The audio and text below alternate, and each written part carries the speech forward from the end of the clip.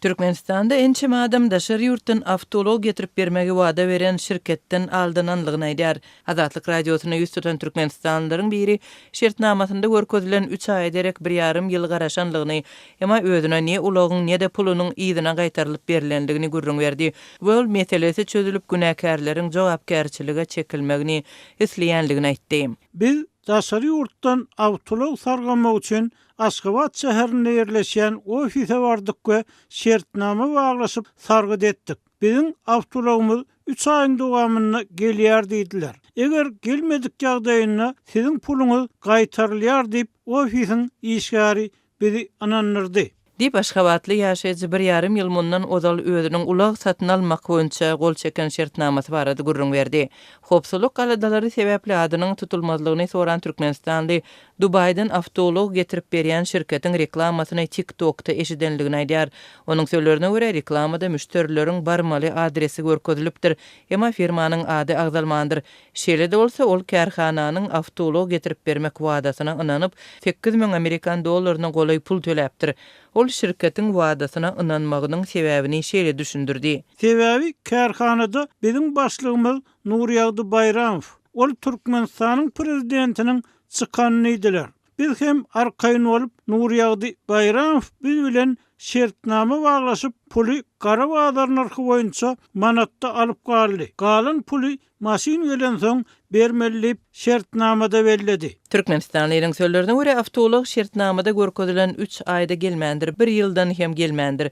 Şondan soň ol kanun goraýjy edarelara ýüz tutup başlapdyr. 3 ay geçen soň barsak maşyn geler, garaşyň diýip her hili sözler bilen anandyrdylar. Şeýdip 1 ýyl geçdi. Avtologumuz gelmedi. Ahir soňy Aşgabatyň şäher prokuraturasyna we Türkmenistanyň baş prokuraturasyna ýüz tutdyk. Olar hem çäre görmediler. Yeni 5 ay bäri bizim ardalarymyz boýunça iş geçirmän ýa çekip gelýärler. Sebäbi Nurýagdy Bayramow tutuş Aşgabat tanýar. Adnisteler raýatlary günäläp goýýarlar. Dip Türkmenistanly müşteri aýdýar. Onuň sözlerine görä şu günler arş şikaýet bilen Aşgabatyň kanun goraýjy edaralaryna gatnaýan adamlaryň sany 200 bolay. Olar ýurdun dürli welaýatlarynyň ýaşaýjylary. Avtolog sewdasy barada müşteriler bilen şertnama baglaşan şirketiň ady hiç ýerde görkezilmeýär.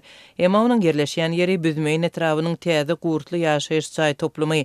Bu şirkete degişlik käbir maglumatlar ma'lum boldy. Şirketiň işinden göneden habarly çeşmäniň azatlygy aýtmagyna görä, kärhana noýabr aýynda ýapylypdyr we muňa aldanan raýatlaryň şikaýatlary sebäp bolupdyr. Bu aralykda şirketiň wadasyndan aldananlygyny aýdýan müşteriler kanun goraýjy edaralary eden şikaýatlaryndan kanagatlanmaýanlygyny aýdýarlar. İşimizi etraf polisiýasyna geçirdiler. Ardalarymyzy täzeden ýazdyryp Nurýagdy Bayramow ol bir işgär diýip jebir çeken edip görkezip täze iş açdylar.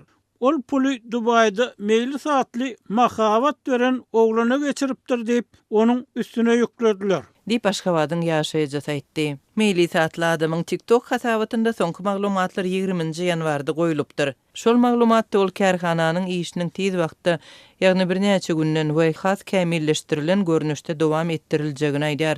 Hasapdaky tesvir bölümi häzir petikli dur. Meýliň familiýasy görkezilmeýär. Aşgabatdaky kärhananyň ýagdaýyndan habarly bir çeşme meclisiň fevralyň başlarında Dubayda tutsak edilendigini azatlyk aýtdy. 8-ne 9-una ýygnandy, suwda garaşýar diýip çeşme onuň Dubayda arz eden adamlaryň şikaýaty boýunça tutsak edilendigini aýtdy. Türkmenistanyň kanun goraýjy edaralaryna arş şikaýet bilen ýüz tutan türkmenistanlylar öz pullaryny ýitirenligini aýdyp meselesiniň düýpden çözülmeýänligine nägile bolýarlar we arzyny eşitdirmek üçin nire ýüzlenjegini bilmeýänligini belli. Bizden Nurýagdy Bayramow pulumuzy elimizden sana barly. Biz meýli saatly oglany tanamyzok. Biz ençeme adam bolup her ay baş prokuratura, Adalet ministrligine ýüz tutup meselemizi düşündirýäris. Bizden Nurýagdy Bayramow pulumuzy aldy. Bize pulumuzy Nurýagdy Bayramow bersin diýäris welin organ işgärleri hawa. Nurýagdy Bayramow bermeli bolsa berdiler diýip uradýarlar. Emma 2 günden barıp habar tutsak Bayramow'un günäsi ýok diýerler. Bizini näme etjegimizi bilemizok. Dip Aşgabatly ýaşaýjy azatlyk bilen söhbetdeşlikde aýtdy. Şeýle-de ol haýyş prezidenti ýetiriň bu ýagdaýy diýip sözüne goşdy. Azatlyk radiosuna el ýeterli bolan şertnamalaryň nusxalarynda satyjy diýilen ýerde Nur Ýagdy Bayramowyň ady görkezilip goly goýulypdyr. Nur Ýagdy Bayramowyň Türkmenistanyň prezidenti bilen nähili garyndaşlygynyň bardygyny anyklap bolmady. Bayramowyň özü bilen hem habarlaşyp bolmady. Onuň telefon nomeri petikli dur.